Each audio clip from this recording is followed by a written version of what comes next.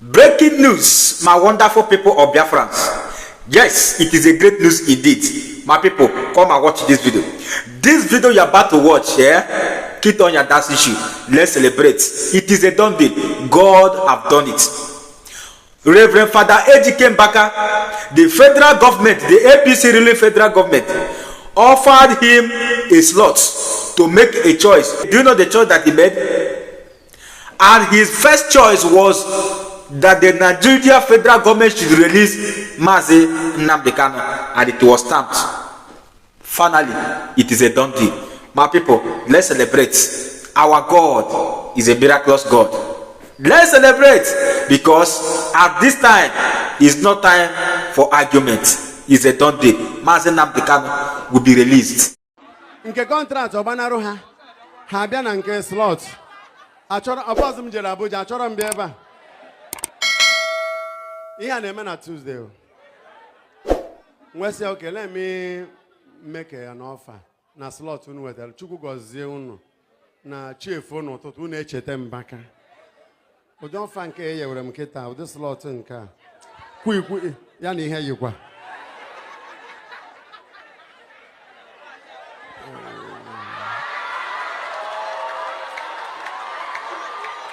Praise the living God. So, that I want to make my own offer. If you can give it to me, I will be happy. They say, okay, I should make an offer. They say, since all but 2 slots came with it, let me make an offer for 2 slots. I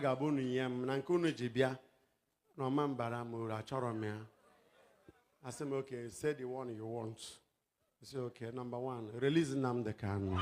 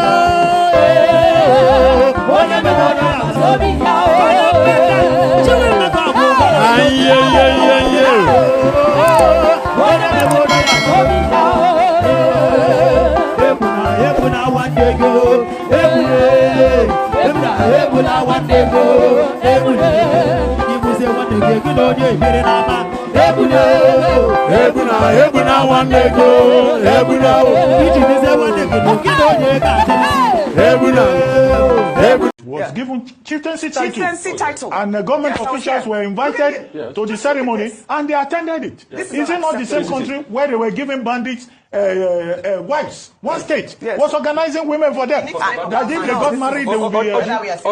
Look at the military fatigue the guy is wearing. Come on. If you dare wear that camo, the military will beat you blue black in public. But look at him wearing with the military all the cap. Unacceptable. It's the audacity and boldness of impunity. That's bandits and terrorists are criminals. They are altogether.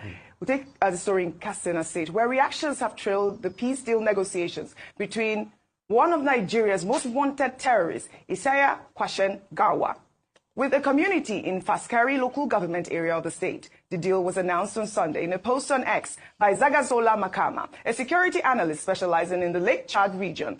In the post, Makama explains that for a long time, the terrorists had been linked to kidnappings, killings, and raids across forest areas in Katsina, as well as neighboring states. Reactions to the story have been divided. While some see the development as a chance to restore calm in long-troubled communities, others question the sincerity of the bandit leader, recalling the atrocities attributed to his group. I mean, look at this man out there holding a rifle. He's out there, Rufai, and meeting with community members. And this is the sort of conversations we're having right now in Nigeria. I'll take the reactions trailing the story, and then we will continue. In the meantime, here is a reaction. This is from an ex-user. He wrote on X, "Is the peace deal the required justice for the numerous lives that were wasted and are still wasting so many years of setbacks, not only for the direct victims of insurgency and the Northeast, but also for the country in general? Negotiating peace with bandits and enemies who held the entire country hostage for so many days is synonymous with encouraging others to constitute themselves into groups to wage war against the country with the mindset of being granted amnesty after so many years of infiltrating havoc and destroying lives. Meanwhile, a peace deal that was intended to end years of violence in Nigeria's northwest has collapsed after bandits abducted 40 worshippers in Zamfara state. The peace pact had been signed on August 28 between community leaders and bandits in Katsina state. However, less than a month later, gunmen attacked a mosque in Gidantobe village in Safe local council and abducted dozens of worshippers during morning prayers on Monday. Despite the setback, the Katsina state government is saying they support community-driven pacts with repentant terrorists, but maintain a policy of zero negotiation. What sort of contradiction is that?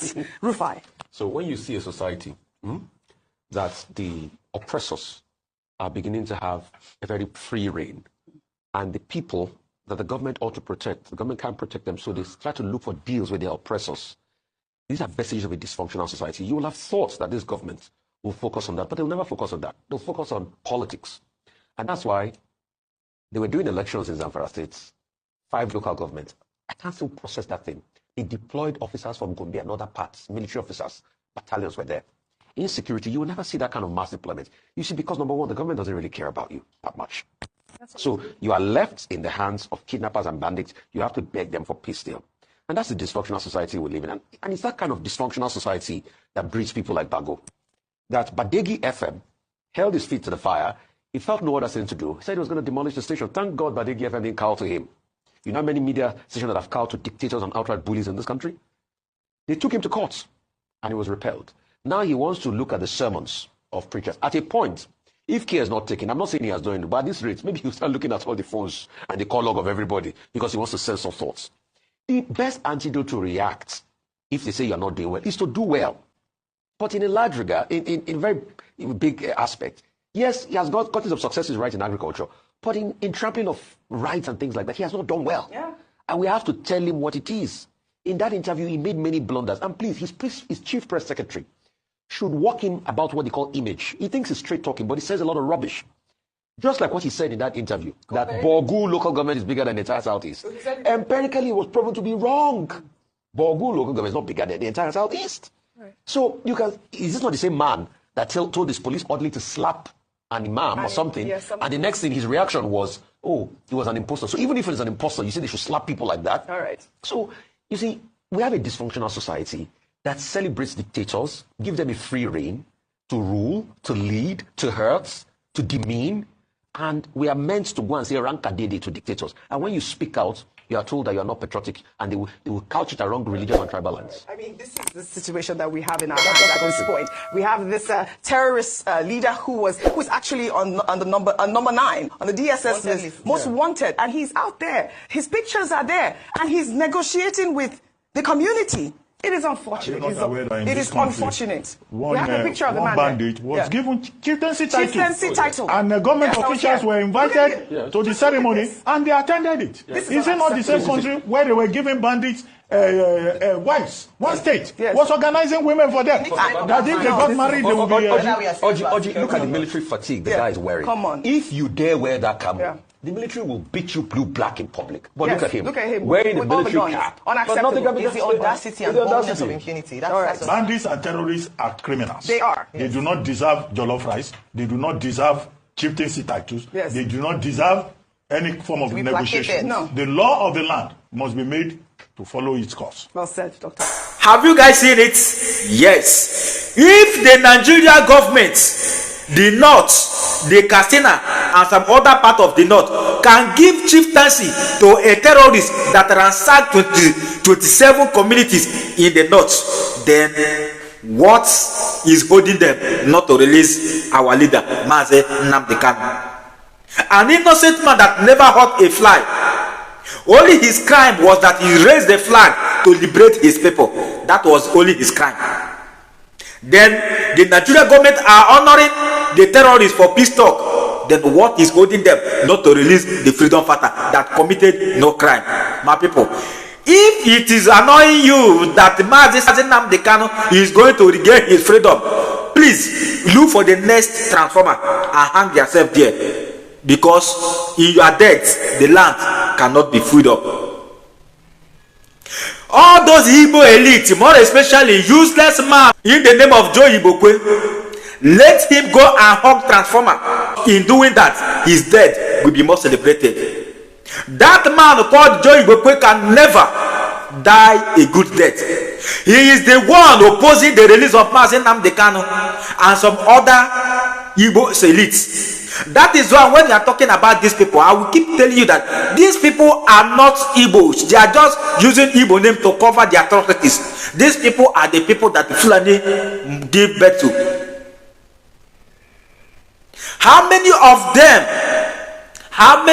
them can pay a sacrifice that Mazi Nnamdi Kanu have paid just to liberate his people? But because these people are eating from the fallout of their paymasters, they are just shouting for one Nigeria for the sake of their stomach infrastructure. If not, what Joe Ibokwe have to offer in good return to the people of Southeast? And somebody somewhere will be telling us that these are one of the elders to my food. I say, Joe Ibokwe, it shall never be well with you in your generation, and your generation can never know peace, because in your time you are not advocating for the peace of the Biafra. You are a disastrous. Joe Ibokwe, you are a disastrous. You and your cohorts, the people that are championing for Mazi Nnamdi Kanu never to regain his freedom, all of you will be put to shame. All thanks to Reverend Father Ejike Mbaka, the only man that has been the mouthpiece to the East. And also, may God bless the Lolo Nneka Chimezia, the only woman that chested the threats and what have you. He chested it out and speak out for the benefit of the people of the Biafra. I say, may God reward most of you in abundantly. And for all my fellow comrades who are always putting the message across the globe for the world to see the impunity that the Nigerian government is befalling our people, I say, may all of you witness the Biafra in a good health and in a good faith. My people, I come in peace. I'm only a messenger.